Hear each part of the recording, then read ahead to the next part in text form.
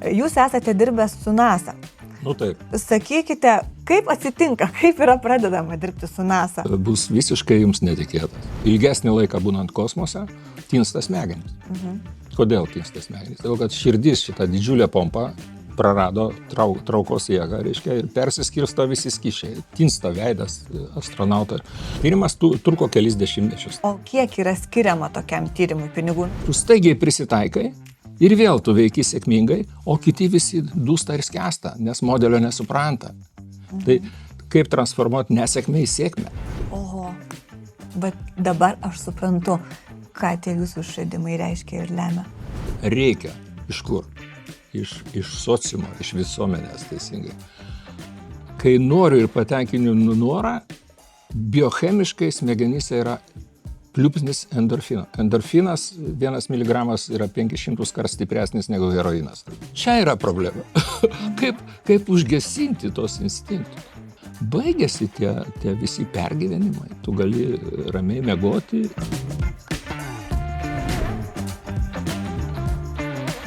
Sveiki! Šiandien įžangą į pokalbį noriu padaryti kiek kitokią, nes mano šiandienos pašnekovas nėra taip jau plačiai visuomeniai žinomas žmogus kaip atlikėjai, komikai, tačiau tai yra labai įdomus žmogus, išradėjas, mokslininkas, jis dirbęs su NASA, turi virš 150 patentų registruotų. Kodėl tai sakau? Kartais tokie žmonės lieka nematomi ir neišgirsti, nors turi pasakyti begalės įdomių ir reikšmingų dalykų. Man pačiai NASA visada asocijuojasi turbūt nuo vaikystės, kaip ir vėliau pokalbio metu minėjau, su mistika, su galia, su dideliais pinigais. O čia lietuvis, žmogus, sėdintis šalia manęs, pasakoja, kaip realiai vyksta darbas su NASA, kaip sprendžia problemas, nuo kurių priklauso į kosmosą kylančio žmogaus gyvybė. Man tai be galo įdomu pačiai, tad kviečiu jūs paklausyti ir susipažinti. Manau, kad pokalbis be galo vertingas. Labadiena, profesoriau. Labadiena. Labai jums ačiū, kad atvykote kalbėti čia su manim apie pinigus. Jeigu nematėte mūsų ankstesnių laidų, tai noriu trumpai pasakyti, kad idėja yra skatinti kuo lengvesnį, įdomų, atvirą pokalbį apie pinigus, nes dažnai ši tema būna lyg ir sukaustyta, lyg ir demonizuojama. O mūsų klausytojams noriu pristatyti, tai yra profesorius Arminas Ragauskas, mokslininkas, išradėjas, inovatorius, esate 2 kartus pripažintas geriausių Lietuvos mokslininkų ir nominuotas vienu iš geriausių Europos mokslininkų. Ne mokslininkų, išradėjų. Išradėjų, atsiprašau, išradėjų. Tai šitoje vietoje galima truputį pakeliauti tai, kas yra išradyba, nes ne visi to užsiima teisingai. Tai ar išradyba yra kūryba, pirmas klausimas kyla. Tai daug metų to užsiimu, kiekvienais metais ką nors patentuojam Amerikoje, Europoje, nes kūrėm technologijas, mediciną, smegenų apsaugai nuo visokių pažeidimų, operacijų metu, chirurginių, intensyvioje terapijoje ir kitur. Kitaip tariant, vystom technologijas, jos yra naujos, pridedančios vertės ir dėl to mes esam priversti patentuoti technologinius sprendimus, apsaugoti savo intelektinę nuosavybę geriausiai įmanomų būdų. O tai yra Amerikos patentai ir Europos patentai ir po to jie plečiasi į nacionalinius patentus. Ir kadangi to užsiimu, tai daugybę kartų apgalvojau, kas tai per užsiėmimas. Kur čia ta kūryba? Kas tai yra išrasti? Išrasti, kokius tu turi elementus, komponentus, tai savo kombinacijai, kuri prideda vertės. Ta vertė nauja, jinai suprantama vartotojui ir dėl to vartotojas pasitikė šitą vertę, ateina į tavo nišą rinkoje ir išeina iš kitų nišų. Šitas efektas, kad išradimas, kuris atneša naują vertę vartotojams, pirkėjams, griauna netiesiogiai, bet prisideda prie kitų nišų nykimo. Verslo nišų, kurios atgyveno jų produktai arba paslaugos. Yra aprašytas Šumpeterio, ekonomisto, kuris yra kilmės austrų, iš Vienos pabėgęs į Ameriką Antro pasaulinio karo metais, publikavęs keletą rimtų knygų. Ir jis tai vadina creative destruction, arba kūrybinis griovimas arba kūrybinis išardymas, teisingai. Kur čia yra išardymas ir ar tai blogai? Tai yra natūralus, žavingas procesas, miršta tai, kas nebeefektyvu. Natūrali mirtis, negali nepritarti, kad natūrali mirtis yra tvarkoje. Čia nėra jokio griovimo, tas išradimas griovime nedalyvauja. Vartotojai išeina, jie dalyvauja tam pasenusios nišos griovime. Kas vyksta su to išradimu, kuris atidaro naują nišą? Tu naujoje nišoje esi monopolistas. Jokia teisinė sistema pasaulyje, jokioj civilizuotai valstybei nedraudžia natūralaus monopolio. Kitaip tariant, kai tu atsirandi su savo pasiūlymu technologiniu, ar tai daiktas, ar tai paslauga, ar tai verslo modelis, ar dar kas nors pridedantis vertės, tu esi vienas tenais. Tu esi netgi ne lyderis, tu esi monopolistas ir iš tos nišos ekonominio ciklo tu gauni didžiausias pajamas, neturi konkurentų, to niekas nedraudžia. Geriausias būdas uždirbti pinigus. Lietuvoje mes turim Teliją, prieš tai buvo Omnitelis. Omnitelis atsirado kaip inovacija Lietuvoje, kažkada man teko dalyvauti tam procese. Reiškia. O ką jūs, atsiprašau, bendro turėjote? Aš tuo metu buvau telekomunikacijų katedros profesorius Kauno Politechnikos institute. Ir teko matyti, ką tai reiškia ir kaip amerikiečiai tą daro. Tik atsirado pirmas konkurentas, tuo metu Bitė, teisingai, jie paprasčiausiai pardavė savo akcijas, pasitraukė į kitą tuščią nišą, paėmė didžiausius įmanomus pelnus. Reiškia, verta išradinėti. Čia pavyzdys rodo, kad verta išradinėti. Nes uždirbi labai daug iš tos monopolinės pozicijos. Bet kur čia kūryba? Mes aptarėm griovimą, teisingai, bet kur yra kūryba? Kūrė aukštesnė jėga. Teisingai. Mūzos jausi kokiam nors kompozitoriui pasako, ką ten aukštesnis nori, kad tu padarytum ir tu padarai. Mano mokslinis vadovas buvo žydų tautybės ir kai šventėm jo 80-metį, tai kažkas jo paklausė, ką jūs savo tam sode, 80 metų žmogus, ką jūs ten auginat? Jisai išplėtė akis, sakė, Dievas augina, aš tik stengiuosi truputį padėti. Va, čia yra kūryba, teisingai. O iš esmės, ką tu darai? Visus naujos kombinacijos, naujo kokteilio, kurios skonis geresnis, komponentus tu imi iš kur? Iš gamtos, iš civilizacijos. Civilizacija yra perdirbta, žmogaus perdirbta gamta. Kitaip tariant, tu turi, čia jokios kūrybos, tu imi, taip, ir tu miksuoji. Tas pats kaip barmenas, teisingai. Kur čia kūryba? Čia yra kažkas kitokio. Na, bet gal kūryba, kiek kurio komponento paimti? Ką mes vadinam kūrybą? Miksuoti, ar ne? Kūryba tai yra taip, čia nieko nėra ir padarai taip ir auksinis žiedas. Sukūriau. Taip daro, žinot kas, visokie gurų Indijoje. Taip. Tai čia yra kažkoks kitoks procesas ir to kažko kitokio, atsitraukim nuo to žodžio kūryba, proceso galima išmokti. Jeigu aš išmokau, tai gali ir kiti išmokti. Ir tą mes stebime, kaip Lietuvoje nebuvo startuolių, nebuvo high technologies, aukštųjų technologijų. Ir ką mes dabar turim, kiek mes turim startuolių, kiek mes turim vienaragių, kokias mes turim Lietuvoje technologijas. Galima išmokti. Visa tai yra vienas iš veikimo būdų. Ir jeigu tavo tikslas yra atidarinėti naujas nišas, tu išradinėjai, patentuoji, pritrauki kapitalą ir žaidi tos žaidimus.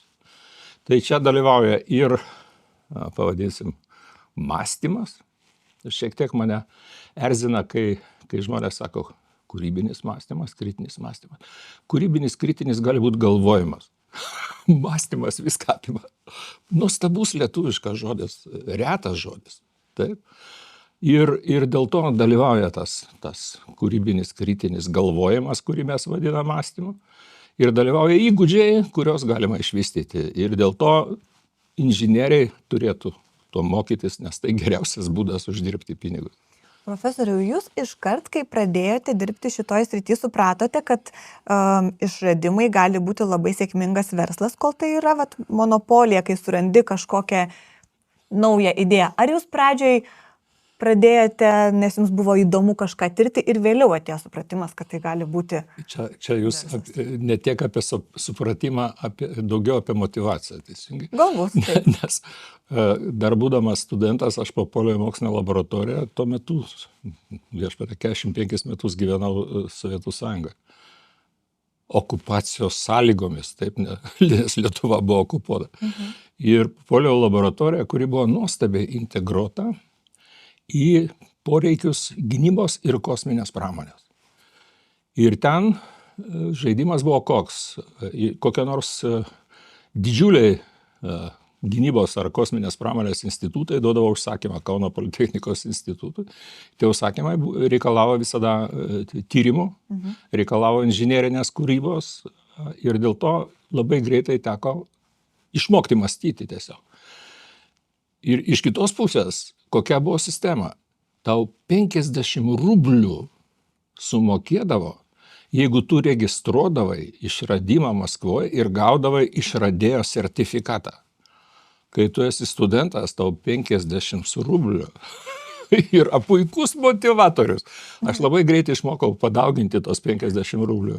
Ir kai griuvo mūsų ta Sovietų Sąjunga ir kai išsilaisvino Lietuva, tai mano sąskaitoje buvo jau virš 120-130 tų sertifikatų. Tai paskaičiuokit, kiek aš uždirbau, jeigu dar mokėdavo po 3-4 tūkstančius rublių, jeigu tas išradimas būdavo įdiegiamas kažkur, tai, taip sakant, naudojamas pramonėje arba dar kur nors. Aš išmokau uždirbti pinigus iš išradimų. Bet tada nebuvo galimybės steigti savo bendrovės ir išplėtoti tą verslą naujoje nišoje. Tai dabar ta galimybė yra. Tai aš galiu palyginti dvi sistemas ir du skirtingus motivatorius. Tai anoje sistemoje buvo šioks toks motyvavimas, tai technologiniai, vėl kabutėse pavadinsim kūrybai. Dabar yra visiškai kito lygio motivatoriai. Dabar žmonės uždirba 100 milijonų ir milijardus. Tai toks kelias. Žavingai, tiksliai laiku įvyko mūsų dainuojanti revoliucija. Atvėrė duris. Paaiškėjo, jūs paminėjot, kad kas nors nominavo, man buvo siurprizas.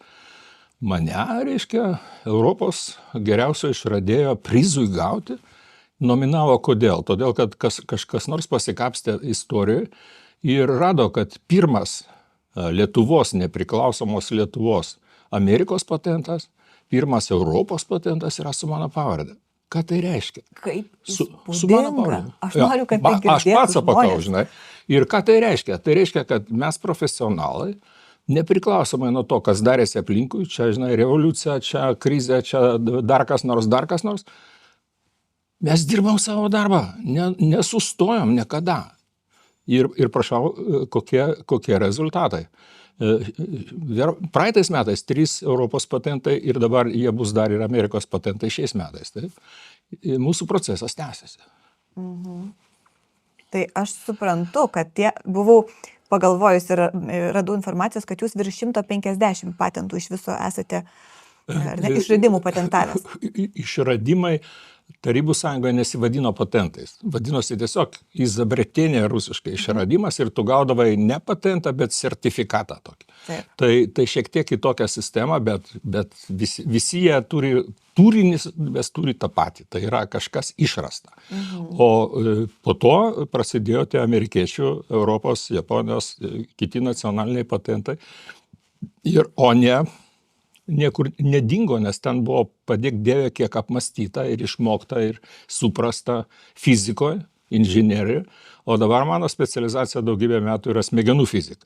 Aš iš tų negyvų dalykėlių išėjau į gyvybę ir tai yra tikrai, tai yra nuostabu, kiek daug reikia ten ištirti, suprasti, suvokti ir kad galėtum žmogui padėti, žinai. O gal galit pasakyti žmonėms suprantama kalba, pavyzdžiui, jūsų su smegenim susiję išradimai, ką jie realiai pakeičia, kad aš suprantu ten įrenginiai ar ne kažkokia, bet kad mes galėtume suprasti. Pateiksiu keletą pavyzdžių. Pirmiausia, tai ultragarsinės technologijos. Ultragarsas sklinda per kaukolę, per odą, per kaukolę, per smegenis ir paleidus į šitą terpę pridėjus ultragarsinį keitiklį prie galvos, galima paimti atspindžius ultragarso nuo vidinių struktūrų ir tai yra ne kas kita kaip technologijos, kurios skenuoja ir vizualizuoja ultragarsiškai organizmą, nebūtinai smegenys, bet ką. Plačiai paplitusios, japonai tai išvystė pirmieji. Mūsų tikslas nebuvo kažką kartoti, mes pradėjom žiūrėti, kas vyksta, kai pavyzdžiui, kraujas įsilieja į smegenis. Kas vyksta, kai smegenys tinsta po smegenų traumos. Autoavarijas sudaužė galvą, jūs komoj, intensyvios terapijos palatoje ir jums smegenys tinsta, sutrinka kraujotaka ir prasideda antriniai smegenų pažeidimai nesusiję su avarija. Ir dažnai žmonės miršta nuo antrinių pažeidimų, ne nuo pirminio to smūgio, teisingai. Na ir mes su mano daktarantu sėdim intensyvios terapijos palatoje ir tik išoperuota jauna moteris, kuriai buvo kraujo įsiliejimas į smegenis. Ką reiškia išoperuota? Tai atvėrė į kaukolę, išvalė kraują chirurgas, užvirino, reiškia, tas pažeistas kraujagyslės, kad nekraujuotų, užsiuvo ir paguldė. Ir mes uždėję savo aparatą stebim kiekvieną širdies susitraukimą, smegenys pulsuoja. Tas pulsacijas stebim ir staiga, pam, didžiausias pokytis to signalo. Reiškia, vėl įsilieja. Apie 12 val. Nakties, pusė 12. Kas yra tada to intensyvios terapijos palatoje? Kažkur šalia koks nors budintis neurochirurgas miega, ilsisi. Ir tada mes pakeliam tą budintį ir vėl veža ją į operacinę ir vėl padaro tą sustabdymą to kraujo pilimosi į smegenis. Ir iš ryto jinai vaikšto ir kalba ir viskas fine. Oho, bet dabar aš suprantu, ką tie jūsų išradimai reiškia ir lemia. Stebėsena. Nenutrūkstama realaus laiko stebėsena, kas patologinio vyksta smegenyse. Labai įdomus, dabar mūsų dėmesys sutelktas į vieną specifinį reiškinį, kuris vadinasi smegenų kraujotakos autoreguliacija. Kad suprasti, kas yra ta autoreguliacija, įsivaizduokit sportininką, maratono bėgiką kokį nors arba bet kurį kitą sunkiai kūną apkraunantį sportą. Ir prakaitas, širdies ritmas pakeltas, kraujospūdis užkilęs, raumenys skauda, kančia, teisingai. Ir niekas net neįsivaizduoja, kodėl net nepamasto, kodėl ramus smegenyse. Kodėl? Todėl, kad smegenys turi visiškai nuo kito organizmo nepriklausančią smegenų kraujotakos autoreguliacijos sistemą. Kodėl? Nes neuronai yra tokios lepios ląstelės, kad jeigu nemaitinsi jų taip, kaip jie įpratę, šitas konkretus individas, jūs, pavyzdžiui, turite poreikius kitokius negu kitas individas, ir jeigu jūs sutrikdysite tą maitinimą, sutrikdysite kraujotaką, tai neuronai tiesiog degraduos ir mirs per 3, 4, 5 minutės. Tai tą autoreguliaciją reikia stebėti realiam laike. Ir jeigu jinai pradeda sutrikti, pavojus neuronų mirčiai, kažką reikia daryti. Tai yra realaus laiko stebėsena autoreguliacijos ir mes mokomės kažką daryti, kad atstatyti tą smegenų perfuziją, tą kraujotaką smegenyse, kaip reikia šitam individui. Ką tai reiškia? Modernus konceptas. Precizinė, personalizuota medicina. Tai yra pats avangardas medicinos. Kur sutrinka kraujotaka? Po traumos. Jeigu jūs turite hidrocefaliją vandenę, taip vadinamą. Jeigu jūs esate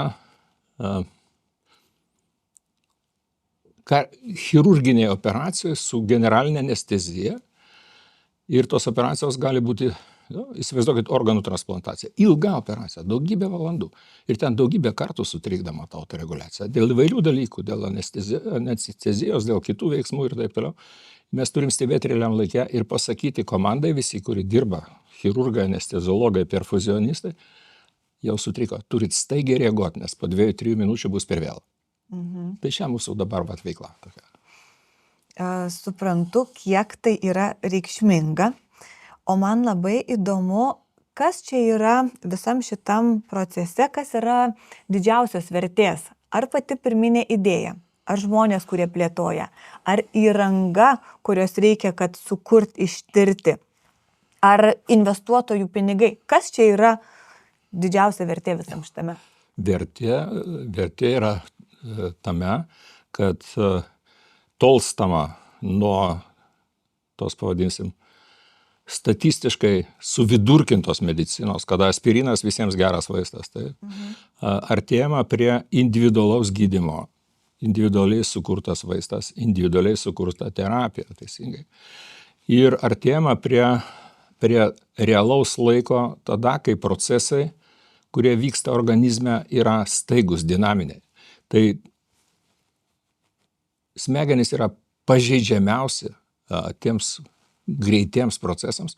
Įsivaizduokit, kas gali aptikti tą pradžią per mažos kraujotakos arba per didelės kraujotakos, kurią sukelia kažkokie išoriniai veiksmai jau pačioje medicinos įstaigoje. Pradžia, po 5 minučių pabaiga arba ne pabaiga to proceso ir neuronai mirė, taip. Kas gali tą aptikti, sukelti aliarmą, paaiškinti, ką daryti, tik tai aukštosios kompiuterinės technologijos plus dirbtinio intelekto algoritmai. Ne ChatGPT, bet specializuoti algoritmai, teisingai. Tai vertė yra tame, kad mes išeinam į individą, į jo poreikius, mes išeinam į preciziką ir mes išeinam į dinamiką, į procesus labai greitus laikę, ko anksčiau nebuvo. Tai čia vertė yra tiesiog nenusakoma. Taip, jeigu mes vertinam gyvybę, mes matom aplinkui daugybę reiškinių šitoj mūsų civilizacijoje, kada nusispjauti milijoną nužudytų žmonių, teisingai. Bet medicina vertina gyvybę. Taip. Tai čia yra vertė. O kas įtakoja tos vertės plėtrą?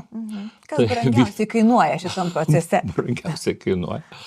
Neuronai brangiausiai kainuoja. Tai įtakoja viską. Aišku, pinigai labai svarbu. Pinigai. Būtų žavinga, jeigu pinigai išnyktų, bet jie yra. Turbūt neįmanoma artimiausiu metu. Aš papasakosiu apie tai, ar įmanoma ar neįmanoma. Pinigai nepaprastai svarbu. Jeigu, duosiu pavyzdį, Europos komisijos pinigai. Ar tu gali gauti šiandien Europoje pinigus kokiam nors multicentriniam klinikiniam tyrimui, kuris patikrina naujos technologijos veikimą, naujo vaisto veikimą? Labai įdomu, bet politika ir strategija yra finansuoti bendrovę. Tu turi įsteigti bendrovę, turi laimėti grantą ir bendrovė pati turi prisidėti kokią 30-20% finansiškai, tada gali daryti klinikinius tyrimus. Tai čia atsiranda privati bendrovė, kuriai nuolatos trūksta pinigų, reiškia atsiranda poreikis rizikos kapitalui, atsiranda poreikis rizikos kapitalas žiūri į komandą, teisingai, labai įtariai žiūri, aš čia per tipelį. Komanda turi blizgėti, viskas turi būti teisiškai sureguliuota, akredituota, leidimai gauti etikos ir taip toliau ir taip toliau. Daugybė įtakos veiksnių, bet pinigai labai rimtai dalyvauja. Mes su pokalbį apie pinigus komanda į tinklalaidę stengiamės pakviesti kuo įvairesnius žmonės, kad apie pinigus galėtume kalbėti įdomiai ir iš skirtingų perspektyvų. Jeigu jums ši idėja patinka, jeigu jums patinka turinys, kurį mes kuriame, labai kviečiu prenumeruoti kanalą, tokiu būdu jūs atsiųsite mums atgalinį ryšį ir mes pajusime, kad turinį vertinate. Ir aš suprantu, kad labai dažnai iš to, ką girdžiu, reikalingos arba išorinės investicijos, arba kažkokių fondų paramos galbūt, ar ne. Kaip vyksta derybos šitoj vietoj? Tai yra vis tiek kitoks verslas negu, nežinau, prekyba kažkokia produkcija, ar ne? Kaip čia vyksta derybos? Geras klausimas. Derybos beveik nevyksta, todėl kad tu pateiki, pavyzdžiui, naujausias mūsų tas projektas, kur mes gavom finansavimą iš Europos inovacijų Council, European Innovation Council, Europos inovacijų taryba. Po to, kai laimėjom, sužinojom, kad tikimybė laimėti buvo 1,8%. Mažyti. Tai gal gerai, kad nežinojot prieš tai, ar ne? Aišku. Tai 2 metų procesas. Tai tu gali pats rašyti paraišką, kurį 120 lapų ir dar priedaug prie. Nepatarčiau niekam, nes ir anglų kalba, kokia bebūtų, yra special. Ir mes ačiū Dievui, Briuselį turiu draugų, tai jie nurodė bendrovę, kuri turi prestižą Europos komisijoje. Ir jie parašė, jie konsultantai. Ir paraiška praėjo ir galų gale mes atsirandam Briuselėje, kvietimas į panelę, į grand žiūri, didžiąją žiūri, kur sėdi 6 ekspertai su biografijom tokiom, kad galėjo pakti kokio lygio žmonės. Ir jie užduoda klausimus, į kuriuos mes turim atsakyti. Ir klausimas man asmeniškas toksai.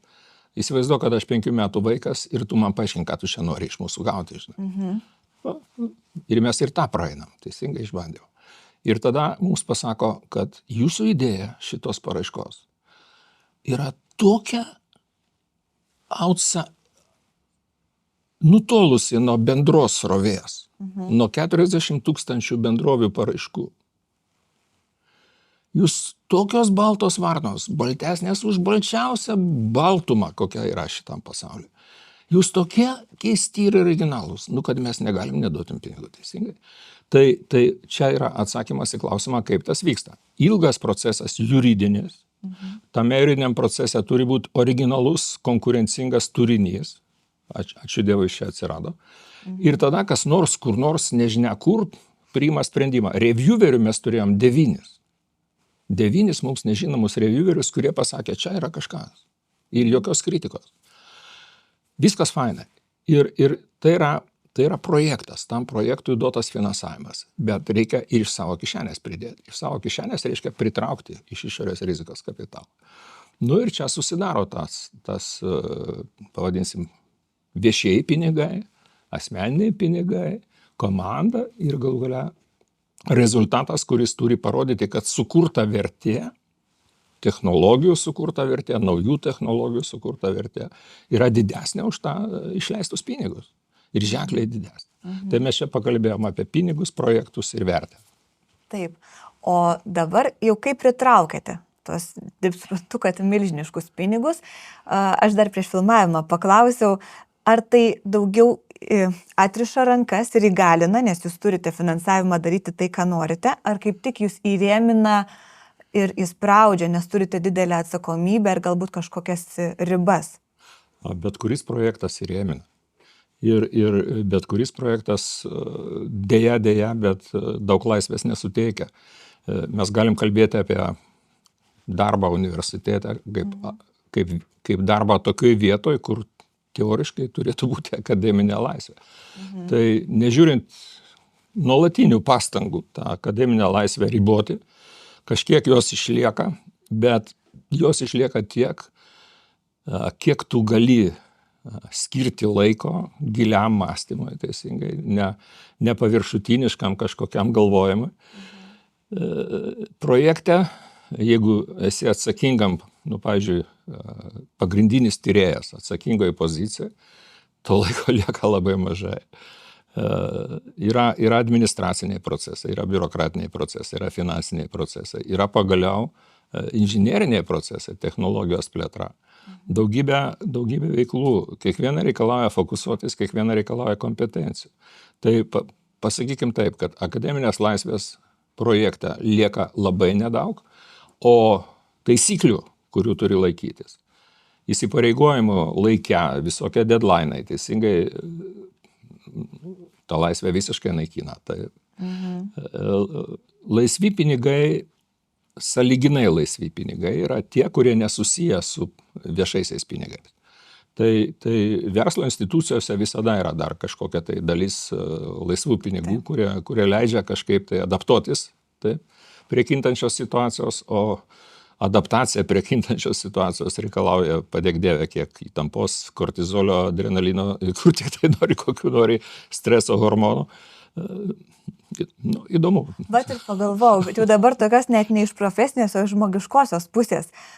Ką jums kaip žmogui kainuoja, nežinau, sveikatos prasme, streso prasme, šeimos prasme, valdyti tokio dydžio projektus ir būti už juos atsakingam? Kainuoja. Kaip tvarkote su ta atsakomybė? Kažkaip. Turit kažkokią logiškai apgalvotą praktiką, ar tai natūraliai vyksta? Tiesiog, neturiu kito pasirinkimo, ar turit kažkokią susidėliojęs? Kaip su ta atsakomybė tvarkotės? Aš manau, kad skirtingos amžiaus gyvenimo etapuose skirtingai žmonės elgiasi taip. Bet metams bėgant, tu artėji prie išminties. Tai ta išmintis yra, padėk Dieve, kokia istorinė akademiniam gyvenime tu pasikapstai giliai teisingai.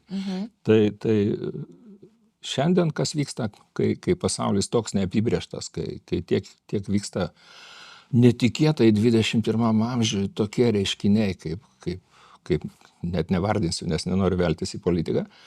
Tai kaip tokie klausimai, kuriuos jūs uždavėt, kyla kiekvienam žmogui teisingai. Ir akademinis pasaulis į ką atsigręžia?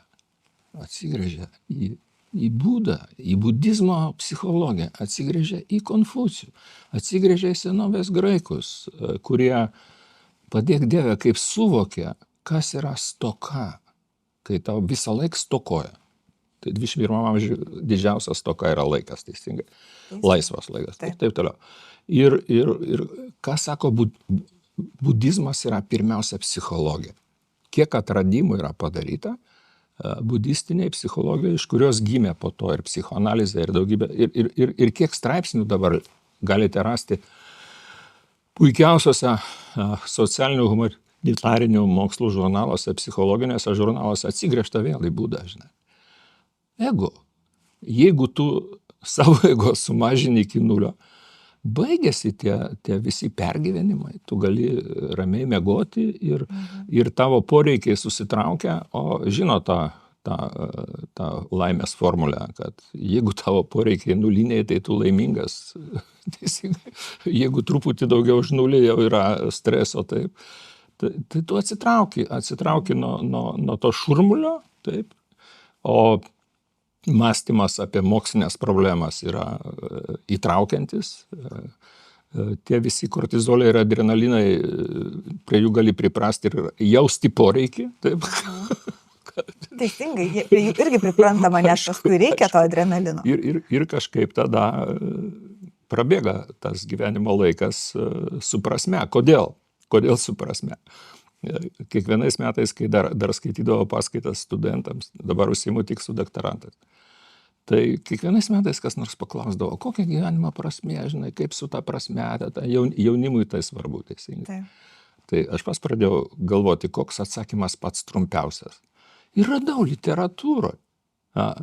Jalom, amerikietis psichoterapeutas, Stanfordo profesorius, dabar jam turbūt kokie 95 metai, jis dar gyvas, bet jau pasitraukęs iš. Jisai parašė savo profesionalo psichiatro požiūrį į prasmę. Jisai sako, sugalvok bet kokį tikslą ir užmiršk, kad pats sugalvoja. Ir atsiranda prasmė. Vadinasi, tai kiekvienas pats atsakingas už tą savo. Aišku, niekas neduos iš išorės. Nebent kokią nors prievartinę diktatūrinę sistemą. Esu skaičiusi porą jo knygų, iš tiesų netaip lengvai skaitosi, ten reikia labai jau susikaupti, kad galėtum, man bent jau. Specifinės knygos. Specifinės. Bet verta paskaityti. Tikrai taip. Profesoriau, apie sėkmes yra lengviau kalbėti, bet labai įdomu, ar yra, o greičiausiai yra buvę kažkokių nesėkmių ir galbūt ir finansinių nesėkmių. Galit papasakoti, kas lieka juodraštyje, pavyzdžiui, kalbant apie išradimus? Jeigu aš turėčiau finansinių nesėkmių, jūs manęs čia nematytumėt. Šit kaip? Nes finansinė nesėkmė tai reiškia arba tu iškrenti iš žaidimo, arba tu net atsiduri kur nors po kokiu nors teismų, kur nors ten, kur tu nenorėtum būti, teisingai. Tai pas mane buvo teismų. Kokių teismų? Reiškia, Lietuvos kai kurios institucijos, pavadinsim, prižiūrinčios finansus.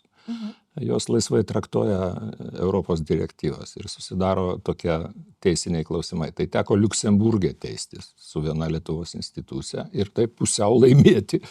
Ir tai vienintelis buvo. Tai jeigu mano kartu su partneriais įsteigtas 4 bendrovės, dabar 5, pavyko kažkaip uždaryti sėkmingai, uždirbant iš kiekvienos bendrovės pinigų, tai turbūt nesėkmių nebuvo. Skamba Skamba įspūdingai. Vadinasi, gal tos nesėkmės buvo tik nesėkmytės. Nes jų... Tokios minimalios, tokios, su kuriuom galima, kurios neišvengiamos ir kurios, aišku, įtakoja ten įvairiausius periodus, kada per daug kortizolio, bet su jom galima gyventi. Teisingai. Tai pagaliau, ką reiškia nesėkmė? Man labai patinka Peter Drucker. Peter Drucker yra pripažintas verslo guru, kuris iki paskutinės beveik savo dienos prieš mirtį dar vieną knygą išleido, daugybę knygų, daugybę straipsnių. Ir kai jis išėjo į Anapilį, tai vienas britų profesorius parašė, jo citatas sudėjo, jo išminties gabalus sudėjo knygą, kur yra Biblija, Bible of Peter Drucker. Kiekvieną dieną gali pasiskaityti 365 ten išmintingos frazės. Susirasiu. Superinė tokia brošiūrėlė. Tai Peter Drucker sako, kas yra nesėkmė? Tu darai kažką tai savo gyvenime įprastai ir darai sėkmingai. Reiškia, tu supranti aplinkos modelį. Ir dabar tu padarei taip, kaip įprasta. Protingai, išmintingai, pragmatiškai. Ir bum, neveikia. Reiškia, aplinka pasikeitė. Tai jeigu tu pirmas pastebėjai šitą simptomą, kad tavo ankstesnės veiklos modelis nebeadekvatus aplinkai, tai tu esi čempionas, tu staigiai prisitaikai ir vėl tu veiki sėkmingai, o kiti visi dūsta ir skęsta, nes modelio nesupranta. Tai kaip transformuoti nesėkmę į sėkmę? Va, tokia mintis, klausai. Tikrai, greitai reaguoti į aplinką, ar ne? Greitai suprasti ir greitai prisitaikyti. Ką reiškia dabar jau nuvalkiotas klaikiai žodį inovacija? Inovacijos kaip tikslas, ekonominis, kaip metodas uždirbti geriausius pinigus iš naujų verslo nišų, kurias pats įsteigė. Visą tą vadybinę pusę inovacijų, pavadinsim skambiai filosofinę pusę, Peter Drucker vystė ir pripažintas lyderis šitoj srity. Tai verta pasižiūrėti, koks jo yra požiūris į inovacijas, teisingai. Tai vertės kūrimas. Bet vertės kūrimas prisitaikant prie kintančios aplinkos. Aplinkos kitimas, aplinkos dinamika, pagrindinė jo idėja, nors senovės graikai sakė, neįlipsi į tą pačią upę 2 kartus, reiškia, senovėj suprasta, kad aplinka nuolatos kinta.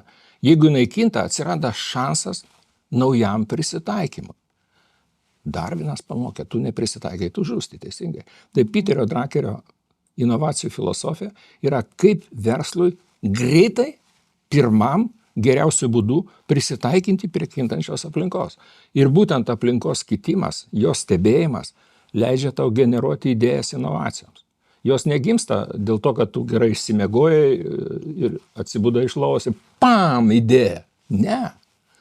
Idėjos tik tos eis į gyvenimą garantuotai, kurios yra adaptacinio elgesio rezultatas. Čia yra rimta. Jeigu tu neturi gebėjimo suvokti aplinkos kitimo, kur tu esi? Tave kaip dulkę nešioja. Iš jūsų inovatoriaus ir išradėjo lūpų, man tai skamba labai įtikinamai. Nesuprantu, kad tai yra praktikoje patikrinta. Peter Drucker. Peter Drucker, bet jūs man tai, sakau, taip įtikinamai skamba. Nu, tai reiškia, aš pats įtikėjau. Greičiausiai taip. Profesoriau, dar noriu šiek tiek grįžti prie medicinos, nes turiu tokį jautrų klausimą ir tiesiog net, galvoju, negalėčiau nepaklausti, nes jūsų nuomonė man įdomi.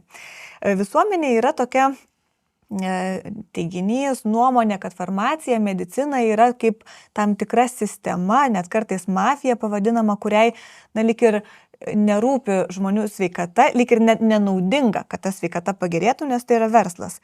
Kaip jūs, būnantis toj sistemoje, pakomentuotumėt šitą žmonių? Čia sudėtingas klausimas, todėl kad mes gyvenam, čia aš pacituosiu irgi amerikiečių literatūrą, mes gyvenam technologijomis intoksikuotoje civilizacijoje. Technologijų per daug, technologijų keikiamų produktų, kurios mes medicinoje tie produktai vartojami labai įdomiai, todėl kad profesionalas, kuris turi autoritetą ir galę, jis tau sako, štai receptas. Taip. Tu išgerk tą vaistą. Teisingai. Tu pats nesprendi, tu neturi jokios galimybės pats, net naudodamas moderniausius dirbtinio intelekto algoritmus, jokių būdų, pakartosiu, ne ChatGPT, negali pats susiorientuoti, turi pasitikėti. Taip. Pasitikėjimas tiesiog tampa deficitu, kai matai tą klaikę, greitai kintančią aplinką ir tada kyla visokių sąmokslo teorijų. Galų galiai, ką atsiremia žmogus, kuris neturi pagrindo pasitikėti, yra priverstas pasitikėti. Aš sėdu į lėktuvą, skrisiu kur nors, aš pasitikiu pilotu, bet tai yra prievartinis pasitikėjimas. Kokio velnio jo pasitikėti? Tu nežinai, kai jis vakare gėrė ir kas tai per žmogus, teisingai. Tas pats medicina. Taip. Tai į ką čia mes atsiremiam? Mes atsiremiam į sumautą Kanto, Emanuelio Kanto moralinį imperatyvą. Ar pas mus viduje yra kažkas tokio, kas neleis mano pacientą nuodyti? Ar yra kažkas, kas sustabdys mane nuo Hipokrato priesaikos pažeidimo? Ar ne? Aišku, kad bus tokių žmonių, kurie nuvargę, nemotyvuoti, užmiršę tą Hipokrato priesaiką, bet aš matau savo akimis. Lietuvoje, įvairiose Europos valstybėse, nes tenka dalyvauti dideliuose projektuose. Vienas iš jų Center TBI, Center Traumatic Brain Injury, 65 centrai Europoje. Mes visi kartu tą darėme. Ir Amerikoje taip pat. Aš matau daugybę žmonių, kurie nepaprastai stiprus moraliai, kurie atsidavę, kurie... Bart, mano draugas iš Liovino, Belgijos neurochirurgas. Mes su sėdim bare, kalbam, įdomiai kalbam, plačiausiam temom kalbam, giliai kalbam, laikas bėga. Ir jisai viskas su juo fine, bet aš matau, truputį akis taip jau merkėsi. Aš sakau, Bart, kiek tu šią naktį miegoji? Sako, 4 valandas. O mes sėdim bare. Aš sakau, Bartai, tai einam, viskas, aš į viešbutį, tu namo. Sako, man įdomu, man vertingas tas pokalbis. Ja, sako, aš neurochirurgas, aš įpratęs. Čia yra kas? Čia yra profesinė savigarba ir atsakomybė. Aš matau nuostabiausius žmonės medicinos profesijoje iš arti ir jie žaviuosi. Bet turbūt yra ir ta kita pusė, ta tamsiai pusė. Kalbant apie farmaciją, tai ta koncepcija personalizuota precizinė medicina gimė farmacijos pramonėje, todėl kad buvo suprasta, kad vaistas turi būti individualiai sukurtas, atsižvelgiant į genetiką, į epigenetiką, visą tai, kaip tave pakeitė gyvenimas, organizmą, į šalutinės ligas, jeigu yra kažkas, tai komorbiditis. Į visą tai turi atsižvelgti, parinkdamas gydymo planą, priimdamas gydymo sprendimus, ir gydymas turi būti kaip puikiai individualiai pasiūtas kostiumas. Klausimas, kiek tas kainuoja. Greičiausiai daug. Koncepcija nuostabi ir koncepcija labai moraliai teisingai, bet viskas atsiremia į tos milijardus, kurie išleidžiami sukurti naują kompoundą, vaistą. Tas kompoundas, kodėl toks sudėtingas žodis naudojamas? Vėl, kad niekas nežino, kaip jis iš tikrųjų veikia. Po daugybės metų sužinai, kad antidepresantai neveikia. Taip? O kiek jų išleista? Niekad gyvenime neužmiršiu, kaip sėdžiu kažkokiam laive ir reikia Čikagoje per ežerą perplaukti. Ir šalia manęs spurda toks jaunas vyrukas, tiesiog aiškiai matosi, kad nori ką nors papasakoti, žinai. Aš sakau, tai kas vyksta tavo gyvenime? Jis sako, tu neįsivaizduoji, koks mano dabar verslas? Sprogimas, žinai, pirkimų, pelno ir panašiai. Tai aš sakau, koks antidepresantai naminiams gyvūnams. Tavo katytė nuliūdo, tabletė, žinai. Oho, nebuvau tokio girdėjusi. Taip. Na, kad jau šukuosenas daro, tai taip. Jūs manęs mažiau klausinėkit. Ne, aš noriu tik daugiau klausinėti. Gerai, o man buvo prieš tai dar kilus mintis, kas yra ateitis medicinoje, ta artimiausia, ko galbūt paprasti žmonės nežino, na, bet jūs, būdama savo pozicijoje, žinote. Tai viena iš tų krypčių, tai yra, aš suprantu, gyvūnų medicina, galbūt, ne? Ne, yra daugybė... Na gerai, čia gal kaip juokas, bet o rimtai. Daugybė milijardų yra investuojama į tai, kad įspręsti tikrasias problemas. Priežastis ligų. Suvokti priežastis. Pavyzdžiui, vėžio gydyme aš tikrai negaliu kompetentingai kalbėti, nesu tos srities specialistas, bet aš dalyvauju konferencijose, kartais rimtose. Ir girdžiu, ką žmonės kalba. Tai pavyzdžiui, psichiatrijoje, o mes žinom, Lietuvoje yra problema su savižudybėm ir taip toliau, psichiatrijoje yra suprasta, kad per didelės molekulės yra tos, kurios sudaro vaisto pagrindą ir kad turi būti vėl personalizuota, specializuota, preciziška, todėl einama į mažasias molekulės. Į tokias, kurios lengvai peržengia kraujo ir išorinio audinio, pavyzdžiui, smegenų audinio barjerą. Ir didžiulis progresas, bet šitas rytis nuo vėžio gydymo, patys sako, farmakologai specialistai, atsilieka 30 metų. Vėžio gydyme jau daugybė dalykų suprasta. Jau atsiranda tie vaistai, kurie atpažįsta target, tą taikinį teisingai, ir jis sunaikina. Kad tas pažįsta, bet dar... Aš buvau, reiškia, Kalifornijoje, University California, Los Angeles, UCLA, tai yra number one, pirma vieta kaip neprivatus federalinis universitetas. Ir jie kalbėjo, ką jūs darot, kodėl jūs tą darot? Mes įsivaizduojam, ko reikės po 10-15 metų. Jie dirba tolimai, ką reiškia tolimai? Tolimai yra daug toliau, bet rimtai dirba, rimtai ateičiai. Ir tada jie kalbėjo apie tos targeting. Tai prieš 15 metų. Ir šiandien tas yra. Bet tai jau yra taikoma? Tai net Lietuvoje jau yra. Jau yra. Ja. Tai ir čia mes vėl atsiremiam, ar tu gali prognozuoti ateitį, ar tu gali investuoti į tos ateities problemų sprendimą, kūrimą, kažko tai, kas spręstas ateities problemas. Kokiais laikais mes gyvenam? Kiekvienas pasakys, kad dabar yra toks chaosas aplinkui, kad prognozuoti neįmanoma.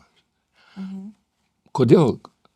Kad kalbant apie kažkokią tai ateities viziją, rašomi scenarijai, 5 scenarijai, metai prabėga, 3, tu žiūri, ne vienas iš 5 nieko bendro neturi su realybė, nes per daug chaoso, tai per daug žmonių šitoje planetoje, per daug įtampų, jau dabar dėl ko vyksta karai, dėl išteklių, ne dėl žemės teritorijos, dėl to, kas po žemė, teisingai. Nežinau, kas bus. Bet kalbant apie mediciną, tai daug yra daroma dėl ateities geresnės, dėl personalizacijos gydymo, nebūtinai farmakologinio, bet kokio gydymo. Ir aš matau, kad yra daugybė žmonių, kurie atsidavę šitam reikalui, dirba atsakingai, laikosi moralės standartų ir nepažeidžia Hipokrato priesaikos, kuri, tarp kitko, labai modifikuota šiais laikais. Bet šiais laikais dar, kažin, duoda gydytojai priesaiką? Ar tai jau yra likę tik tai kaip... Nežinau, bet privalo duoti. Bent civilizuotose valstybėse tai privalo duoti. Kodėl? Hipokratas sakė, padėk ir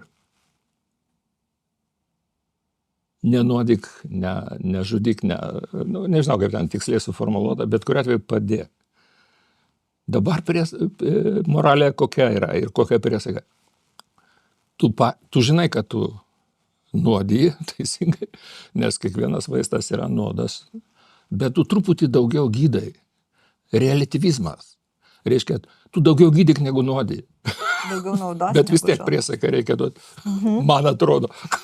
Man iš tiesų atrodo tai, ką jūs sakot, kad visokių yra kaip medikų, tai man atrodo tas galioja visur, kaip negali generalizuoti kažkurios vienos srities, taip pat ir medicinos. Čia yra ir labai puikių atsidavusių žmonių ir įmonių turbūt, lygiai taip pat yra tokių, kaip jūs sakot, kurios turi kitokius tikslus. Realybė yra spalvota. Tai. Absoliučiai. Ir kalbant apie pinigus, man atrodo, neretai jie vis dar yra na taip lyg ir demonizuojami, lyg tai ten, kur yra pinigai, tai ten blogai kažkoks savanaudiškumas, bet medicina yra ta dalis, ta vieta, kur labai akivaizdžiai matosi, kad be pinigų, na, nebūtų progreso, nebūtų tų išradimų, kurie pakeičia žmonių gyvenimus ir dovanoja gyvybės. Pinigai, aišku, yra svarbu, banaliausia mintis, kad tai yra vis dėlto kraujas ekonominiam gyvenime, teka tie pinigai, sukasi ratais ir kiekvieno jauno žmogaus uždavinys, asmeninis uždavinys yra tą srautą suprasti ir įkišti vamsdelį tą srautą kaip kokteilinį vamsdelį ir atvesti to srauto dalį į savo kišenę. Taip ar ne? Taip, šiaip tai pats vaizdingiausias pinigų apibūdinimas, kokį esu girdėjusi. Puikiai. Tai dabar pakalbėkime apie tos vamsdelius. Nes mane sužavėjo, aš pasakysiu, kas truputį vėliau, bet pradėjau apie tai galvoti. Ir prisiminiau jau šiek tiek primirštą komunistinę idėją kiekvienam pagal jo galimybės, iš kiekvieno pagal jo galimybės, kiekvienam pagal poreikius jo asmeninius. Kiekvienam pagal galimybės, kiekvienam pagal poreikius, iš jo pagal galimybės. Pinigų čia gali ir nebūti. Čia yra komunizmo idėja, teisingai. Jinai priskiriama Karlui Marksui, bet pasikapšius, akademiškai pamaščius ir pasikapšius giliau, pasirodo 19 amžiaus pradžioje prancūzų utopistai apie tai labai diskutavo. Taip. Karlas Marksas perėmė tą, po to Leninas ir po to komunistų partija. Žavinga idėja. Ar jinai gali, jūsų nuomonė, ar jinai gali būti kažkaip įgyvendinta, kur nors šitoj planetoj? Labai maža tikimybė, jinai labai sudėtinga. Jinai įgyvendinta labai sėkmingai. Per 100 metų Izraelyje, kibucuose. Papasakok. Kokiu būdu? Kaip užauginti geriausią, kokybiškiausią daržovę dykumoje? Atsakymas, duoti jai pagal jos poreikius. Vandens, mineralų. Ir jinai duos geriausią derlių. Ir geriausią kokybę, jos galimybė yra tiesiog būti suvalgytai. Tai. Jinai viską atiduos. Ir Izraelė, jeigu jūs atkreipsite dėmesį, kiekviena gėlytė, kiekvienas krūmelis, kiekvienas medelis, nesvarbu, kur jis būtų, ar toj kibuce, kur žemės ūkiu užsiimama, ar mieste, kur tiesiog yra medžiai tam, kad žalia būtų, privestas tas vandenėlis su tais mineralais, kiekvienam individualiai, kad geriausias būtų rezultatas. Nėra pasaulyje niekur tokios tiek vamsdelių, tokios irigacinės sistemos, kaip Izraelė. Ir tie kibucai, kolūkiai, iš tikrųjų, bendruomenė, reiškia, kartu augina kažką ir kartu pasidalina rezultatais be pinigų. Taip. Nuo pradžios, kai pirmas kibucas, aš neatsimenu, kada kokiais 1905 ar 10 metais įsteigtas, tai buvo 8 vyrai, 2 moterys, po to šiandien jie visi milijonieriai. Šiandien aukščiausio lygio žemės ūkio produkcija, eksportas. Pilnai save išlaiko, užtenka maisto, užtenka vandens, pasigamina iš jūros, naudodami filtravimą per specifines membranas. Perteklinį gėlą vandenį pila į Kanareto ežerą, reiškia, kad ta visa irigacija veiktų. Šita socialinė utopija tapo technologiniu stebuklu šitoj šaly, kuri pastatyta ant dykumos. Pasirodo įmanoma. Žinau, dėl ko aš sudvėjoju apie žmonės galvodama. Aš žinau. Esu galbūt su profesoriumi Laurinaičiu, kai kalbėjom apie pinigus, galbūt, kada yra labai sunku atskirti, kur tai yra poreikis, o kur tai jau yra noras. Ir va čia ypač augalui turbūt yra paprasčiau jo poreikį identifikuoti. Taip, žmogui aišku. Poreikis ir noras, va čia ta riba pranyksta. Sekundito, kas yra noras? Iš kur atsiranda noras? Noras yra atavistinis, emocinis dalykas, atėjęs iš evoliucijos, per mūsų instinktus, per mūsų išlikimo poreikius ir visą kitą. Noriu yra iš evoliucijos, jeigu mes tikim Darvinu. Taip. Reikia iš kur?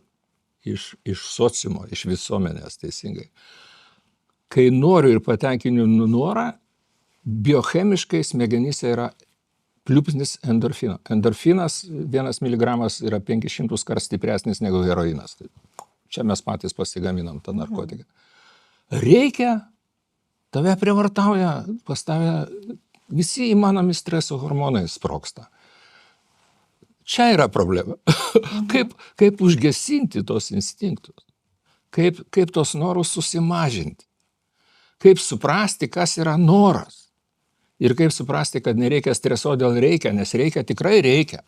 Taip, tam tikrų dalykų tikrai reikia. Pavalgyt, pavyzdžiui, ar ne? Tai aišku, kad neįmanoma šitą utopinį metodą pritaikyti žmonėms, kurie dėja, bet dar neužaugia iki tokio moralinio lygio, kad darytų tai, ką reikia ir sumažintų norus iki 0, teisingai. Bet man labai patinka, kad technologijose veikia tas metodas. Taip, kaip jūs sakėte, technologijose, augaliuką auginant, tas metodas veikia. Manau, kad tikrai ateisim dar į kitų filosofinių klausimų, bet dar vieną temą su medicina susijusią labai noriu paliesti, nes man labai smalsu. Jūs esate dirbęs su NASA. Nu taip. Sakykite, kaip atsitinka, kaip yra pradedama dirbti su NASA? Ar jūs kažkur aplikuojat, ar jie kažkur kreipiasi? Kaip? Man NASA tai yra JAV, dideli pinigai, mistika ir įtaka. Turbūt gal filmai yra sukūrę tokį įspūdį. Atsakymas bus visiškai jums netikėtas. Pasakykit. Todėl, kad nieko, nei aš, nei mano kolegos šitam mūsų institutė, kuris vadinasi Sveikatos telematikos mokslo institutas, Kauno technologijos universitete, net nemastėm, net negalvojom, net nebandėm nieko ten komunikuoti, ieškoti su NASA. Bet mes konferencijos, straipsniai, disertacijos, patentai Amerikoje. Taip. Ką reiškia patentas Amerikoje ir ką reiškia išradėjas, kuris turi patentą Amerikoje? Amerikoje jis yra gerbiamas kitaip negu Europoje, nes Amerikoje prisimenami tie didėjai. Nikola Tesla, kiti, skaitant Edisoną, kurio bendrovė General Electric iki šios dienos veikia, tai jis ją įsteigė, yra gerbiama. Ir jie žiūri į tos patentus. Ir vieną dieną tuk į mano duris, į mano kabineto duris, stiklinės gražias Kauno tam slėnėje, KTU slėnėje, kažkoks nepažįstamas vyriškis. Ir jis prisistato, jis yra amerikietis, jis skrenda į Maskvą, bet užsuko čia į Kauną. Jis skrenda į Maskvą, nes ruošia amerikietį astronautą Maskvoje, nes su rusiška raketa skris į tarptautinę kosminę stotį. Čia prieš kiek metų, atsiprašau? Nu, čia Sočiai, aš bijau dabar sumeluoti dėl tų metų, bet daug metų. Daug metų.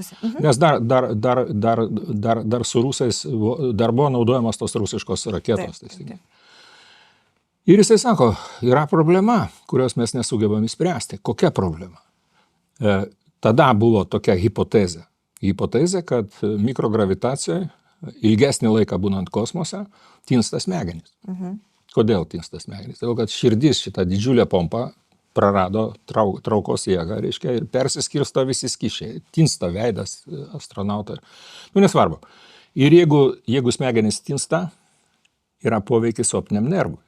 Optinis nervas irgi tinsta, spaudžia akies obolį, nes jis smegenų tęsinys sujungtas su obolio dugnu. Ir jeigu yra tas mechaninis spaudimas akies obolio, regėjimas yra paveikiamas. Ir astronautas negali sufokusuoti regėjimo su jokiais akiniais. Tai čia buvo pradžia. O mes dirbom tos srity, mes kaip tik tada turėjom jau eksperimentinę technologiją, neinvaziškai matuoti tą galvospaudį. Aš sakau, įdomu, žinai. Tai po to delegacija, kuri vadovaujama NASA, erdvės biomedicininių erdvės tyrimo instituto direktoriaus ir dar 4 žmonės, unikalūs ten. Aš galėčiau pasakoti apie kiekvieną iš jų. Savaitę pas mane laboratorijoje ant savo galvų bando tą mūsų aparatūrą ir galų gale pasiūlo kartu dirbti. Nu, atsisakyti būtų kaip ir nepatogu, teisingai. Nu, ir mes Neatleistina.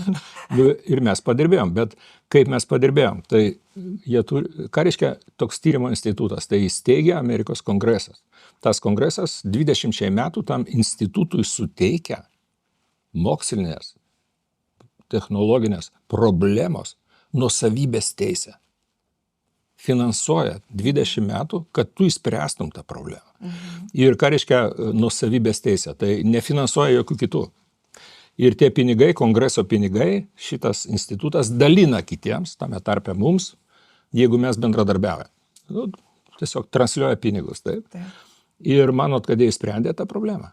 Ne. Ir šiandien ta problema nėra išspręsta, bet tikslas buvo pažinti tos procesus. Fundamentalus mokslinis pažinimas ir tas pažinimas vis dėlto plečiasi ir atrodo jau netoli ta riba, kurią peržengus galės atrinkti Žemėje tokius astronautus, pas kurios tas sindromas reikšis mažiausiai. Nes apie 60-70% astronautų turi tą sindromą, o kiti kažkodėl ne. O reikia skristi į Mėnulį, reikia skristi į Marsą. Taip. Tai tas tyrimas truko apie 20 metų. Tas tyrimas truko kelis dešimtmečius. Tai. O galit bent, kad mastelį suprasčiau, kiek yra skiriama tokiam tyrimui pinigų? Nu, aš nekalbu apie kažkokią tikslę sumą, bet... O ne, 100 milijonų. 100 milijonų. Tas institutas pasiekė savo tos ownership, tos nuosavybės teisės ribą laikę. Tada pakeitė instituto pavadinimą, vėl kreipėsi į Amerikos kongresą ir tada jau gavo naują porciją finansavimo 15 metų. Tai taip vyksta visas tas procesas. Kaip įdomu. O jums pačiam buvo įdomu dirbti su NASA? Tai buvo kažkoks kitoks darbas negu įprasta? Absoliučiai įprastas darbas. Absoliučiai įprastas. Nes ką tu gali kitokio ir kitaip daryti? Jie transliuoja pinigus, jie yra agentūra. Aišku, atsirado galimybė apsilankyti NASA tyrimų centruose Silicio slėny, kalbėti tiesiai su žmonėm, matyti jų ten įrangą, matyti superkompiuterius, matyti kvantinį kompiuterį, pirmą kartą mačiau. Jie yra gerokai labiau pažengę negu mes, ar ne? Jie yra avangardė visiškai. Supratau. Avangardė. Tai čia kalbos nėra. Jie gauna tos laisvus pinigus. Ir kaip jūs sako, tada jas reikia rasti kaip efektyviausiai panaudoti, kai jau juos gauni. Ar jums kaip verslui tai davė kokią nors, nežinau, pokytį darbą su NASA, jūsų vardui, jūsų...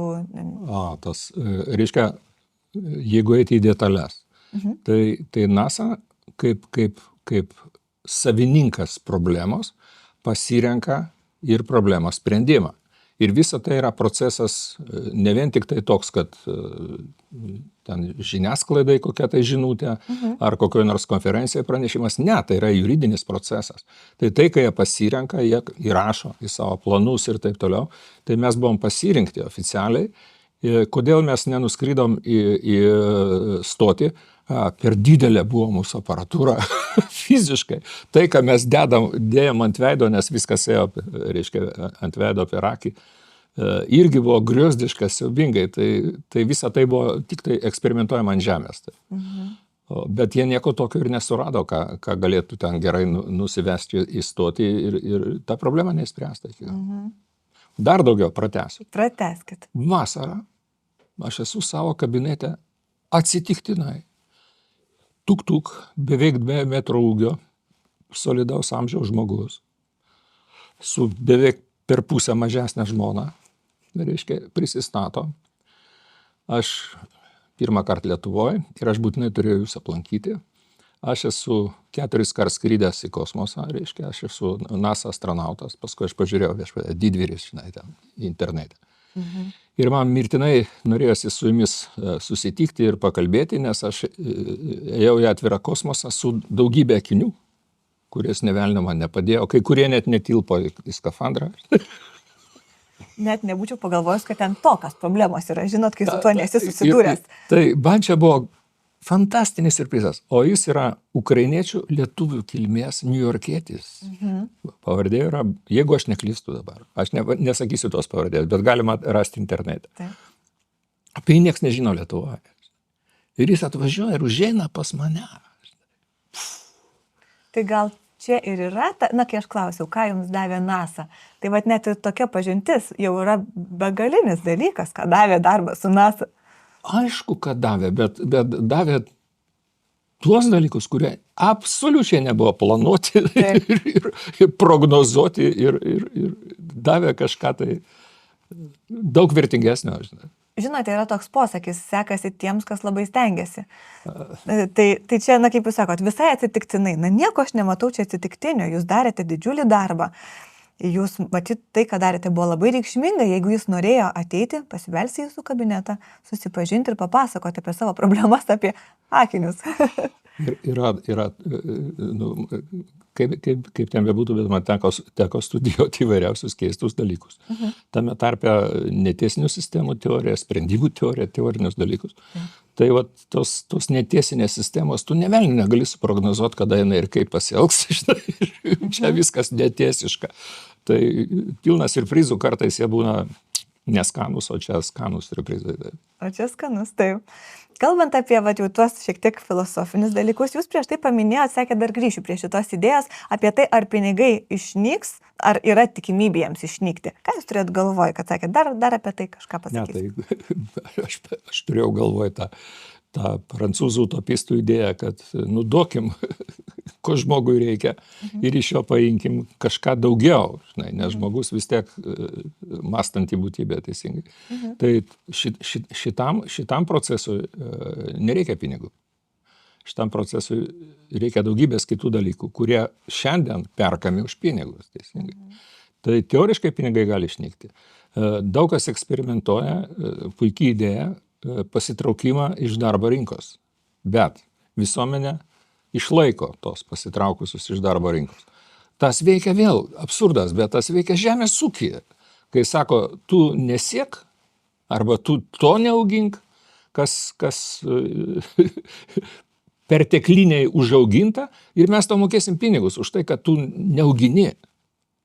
Tai čia yra tie dalykai, kurie rodo, kad pinigai modernioje šitoj mūsų civilizacijoje keičia savo funkciją. Tai turbūt neišnyks, geresnio instrumento nerasi, bet jie turbūt bus virtualūs. Tokie pinigai, kurie tau sako, tu gyvenk, patenkink savo poreikius, bet tu nesikišk į darbo rinką, nes darbo nėra. Teisingai, iš tave dirba dirbtinio intelekto algoritmai. Ar tas suveiks ar ne, eksperimentai rodo, kad daug pasekmių turi tokia padėtis socialinė, kai darbo nebelieka. Kažkaip reikia sugalvoti, ką veikti, tada vis tiek. Žmogus juk turi veikti, negali tik būti. Tai nenoriu plėsti šitos temos, bet tikrai yra sudėtinga ir čia ko gero mokslinė problema, reikia tirti šitą fenomeną, bet idėja yra ne šiaip sau kokia, jinai yra priverstinė idėja, taip kaip priversta Europos komisija reguliuoti tą finansavimą ūkininkų, kad jie neaugintų, žinai. Ir taip toliau. Tai mes gyvenam keistais laikais, kada reikia iš naujo išrasti, kaip gyventi. Giliai kalbant, kas pasikeitė jau dabar, ką galima pasakyti. Kiek kraujo išlieta, kokios emocijos, kaip kovėsi Marksų laikais ir vėliau visos profesinės sąjungos dėl to, kad būtų saugi darbo vieta. Modelis buvo koks? Tu gimsti, po to tu papuoli į industriją edukacijos, tai darželis, pradinė mokykla, gimnazija, vidurinė mokykla, universitetas. Visas tas procesas jokių būdų neindividualizuotas, nepersonalizuotas, tiesiog mašina sukasi, industrija. Ir tada Sovietų Sąjungoje tu gaudavai, baigęs universitetą, turi diplomą, turi darbą, teisingai. Ir tave įdarbina, ir tu dirbi iki pensijos, ir tu gauni pensiją ir miršti. Viskas. Toks modelis. Kas iš to modelio liko šiandien? Pradėkim nuo galo. Pensija? Užmiršk. Taip. Darbas saugus. Kontraktas, po to pauzė, susiras naują kontraktą. Viskas subirėjo. Industrija edukacinė, žiūrėkit, koks kliksmas. Ką jinai daro, tai individualus mokymas, taip pat kaip individualus vaistas, kainuoja, teisingai. Tas modelis nebegroja. Tai ar mes Dar kalbėsim, ar? Kalbėsim. Aš iš tiesų taip susimaščiau jūsų beklausydama, kad jau net nebeklausiu, o tik klausau. Aš atsiprašau. Ne, man labai įdomu, nereikia atsiprašyti. Vieną jūsų mintį turiu, besiruošdama pokalbį, klausiau jūsų kitas laidas, kaip jūs kalbate, ir jūs sakėte, kad sprendimus reikia priimti ramybėje. O tai. O sakykit, pinigai, kada jie jums atrodo, gal jūs savo gyvenime, kada jie visgi suteikia daugiau ramybės, o kada daugiau nerimo? Ne, tai pinigai nerimo negali suteikti. Nerimas teikia pinigų deficitas, o ramybė perteklius. Vienareikšmiškai. Ir tarpe, kas vyksta tarp deficito ir pertekliaus, yra gyvenimas. Taip. Ten bet ir išbalansuoti reikia, ar ne? O jums pačiam jūsų asmeninį pinigų valdymą kažkiek tai darė jam įtaką tai, kad jūs darbe su milžiniškais pinigais dirbate? Ar jūs su milžiniškais, bet su apčiuopiamais pavadinsim? Na gerai, jūs sakote, apčiuopiamais, man atrodo, milžiniški. Na, pavyzdžiui, pats investavote kažkur, kažkaip sąmoningai biudžetą valdėt, dėliojot, ar tai buvo kaip... Ne, tai jeigu tu steigi bendrovę, tai tu kažką investuoji, teisingai. Ir kaip minėjau, ne vieną teko steigti ir ne vieną kartą teko pritraukti rizikos kapitalo pinigus iš keisčiausių vietų, aišku, ne aš asmeniškai, bet per brokerį tai teko pritraukti islamo pinigus pagal šariato teisę, tai yra nuostabus pinigai lyginant su vakarietiškais, visai kitas jų. O jie nuostabesni? Jų negali perskolinti. Nu ir taip toliau. Tai tenka turėti reikalų su tais sprendimais ir su tais pinigais. Kažkaip pavyko susitvarkyti, bet jeigu paklausitės mano žmonos, tai jinai pasakys, kad aš nemoku pinigų skaičiuoti. Bet aš daugiau apie tą jau asmeninį gyvenimą klausiu. Nes aš sufokusuotas į tai, kad uždirbti, o ne tai, kad taupyti. Arba ne tai, kad taupyti tam, kad investuoti. Investavimas yra technologija. Investavimas reikalauja, padėk Dieve, kiek išminties, kiek žinių, čia yra profesionalų reikalas. Ir labai naivu įsivaizduoti, kad tu investuosi ir viskas bus gerai. Jeigu tu nepasiruošę šitam darbui, tai čia jūsų darbas. Tokios bendrovės kaip jūsų, profesionalios bendrovės, gali padėti. O niekam nepatarčiau neturinčiam patirties ir neturinčiam gerų konsultantų, gerų pagalbininkų užsiimti šito reikalu, nes tai yra tiesiog atskira profesija, teisingai. Tai aš neužsiimu šito, aš užsiimu kitais dalykais. Man svarbiausia yra laimėti sekantį grantą. Jūsų žmonai pasisekė, vadinasi, reikia pagalvoti, nereikia, ji gali pagalvoti, kaip išleisti, kaip jūs sakot. O, čia tai... kaip pasakyti, nekomentuosiu, bet jeigu turi šeimą, tai nėra problemų. Gali kiek nori uždirbti, viskas bus išleista. Teisingai, tai šeima ir laimė ir atsakomybė. Gerai, einame jau visai į pabaigą, profesoriau. Ar yra kažkas, ko, kalbant apie mokslą, pinigus, ko mes nepalietėm, bet ką galbūt būtų, svarbu, įdomu mūsų klausytojams žinoti? O ne, čia jūs galit pasakyti. Kas apie pinigus yra svarbu klausytojams žinoti iš jūsų patirties, nes jūs investuojat. Tai man irgi būtų įdomu sužinoti, kaip jūs ten tvarkotės. Oi, tada čia jau būtų visai atskira tema. Taip, iš tiesų tai ir investuojam, ir pati asmeniškai investuoju, ir dėl to man įdomu kalbėti apie pinigus. Kaip sakiau, pokalbio pradžioje norisi, kad tai būtų kuo laisvesnė tema, nes pinigai yra kasdien, nuo ryto iki vakaro mūsų gyvenimuose. Tai norisi apie juos kalbėti įdomiai, laisvai ir kartais žmonės paskatinti susimastyti. Tai šitą frazę paskatinti žmonės susimastyti prieš investuojant, tai turbūt yra svarbiausia frazė mūsų pokalbėje, todėl kad aš tikrai nepatarčiau niekam pačiam to žaidimo. Nebent tu turi tai vadinamus angelo investuotojo pinigus. Nes investuotojas angelas, jisai uždirba savo profesinėje veikloje daugiau, negu jam reikia.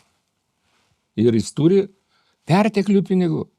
Ir aš turėjau vieną kartą gyvenime angelą investuotoją amerikietį, su kurio labai susidraugavom. Jis man atvėrė daugybę durų. Tai buvo tikras guru, vienas iš guru, kurio gyvenime teko sutikti.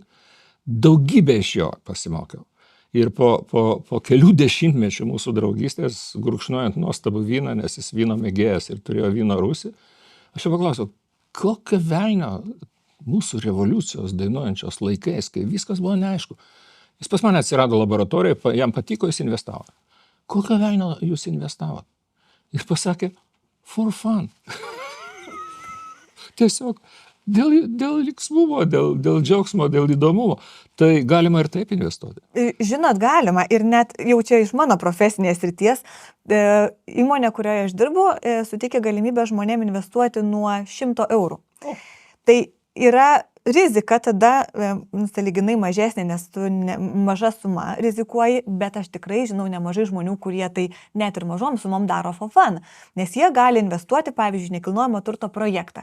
Jie mato, aha, važiuoja Vilniui, o aš į šitą projektą investavau. Wow, tai... Matau, kaip jis auga, kaip jis kyla. Tai man atrodo, kad emocijos ir for fun investavime labai nemažai yra. Taip, bet dažniausiai tu perki fun. Tai čia yra ne tiek investavimas, kiek pirkimas, žinai. Bet čia mažas pataisimas mąstymo. Žinot, perki, vadinasi, tu pinigų netenki, šiuo atveju jie dar ir... Yra iliuzija, kad jie dar neprarasti. Na gerai, čia galėsime dar padiskutuoti po laidos. Turim paskutinį klausimą, kurį užduodu visiems laidos dalyviams. Jis toks... improvizacijai. Jeigu atsikeliate sekmadienį ryte ir jūs kaunietis esate, taip? Kaune miesto centre yra švieslentė, kur surašyti jūsų finansiniai sprendimai. Ką jūs norėtumėte ten paslėpti, o ką paryškinti? Aš dabar galvoju, ar yra kas nors, visiškai ciniškai kalbant, ar yra kas nors intimesnio manyje, mano gyvenime, kaip mano finansinis spektras. Tai ten viską reikia paslėpti. Aš noriu sakyti, jūs galite sakyti, tada nerodyčiau nieko. Aišku. Kokio velnio, žinai, čia labai asmeniška, nes tam tavo balanse visos nuodėmės matosi. Taip. Žinot, kaip jūs sakėte, išradėjo darbas, svarba kažką unikalaus sukurti. Tai ir jūsų atsakymas unikalus. Jūs pirmasis, kuris pasakė, kad paslėptų viską. Rimtai? Taip. Pagalvoju, ar įdomu būtų susipažinti su tais, kurie kitaip mąsto. Turbūt įdomu. Žinot, kažkas, pavyzdžiui, pasakė, paslėpčiau, kad nusipirkau senovinį automobilį, nes galvau, kad tai investicija, o dabar man gėda, nes nieko su juo nenuveikiau. Wow. Toks, žinot, buvo atsakymas. Čia nuoširdų, čia viskas taip, teisingai. Bet taip. Mano atsakymas yra pagristas ilgamečių mąstymo apie tai, kas yra intymu. Ir jūsų atsakymas labai įdomus. Profesoriau, labai ačiū už pokalbį. Aš jums turiu tas įmonės dovanėlę. Jūs išsimsit pas, pažiūrėsit. Ten yra viena iš dovanų laisvalaikio marškinėliai, kuriuos sukūrė mano kolegė Justė, kuri taip pat čia kartais kalbina pašnekovus. Ir ji ten labai gražiai komponavo pinigų manifestaciją angliškai. Tai laisvalaikiu tikiuosi apsirengsite, bus patogu. Ačiū. Čia dovanėlė ir labai jums ačiū už įdomų pokalbį. Ačiū labai, malonu.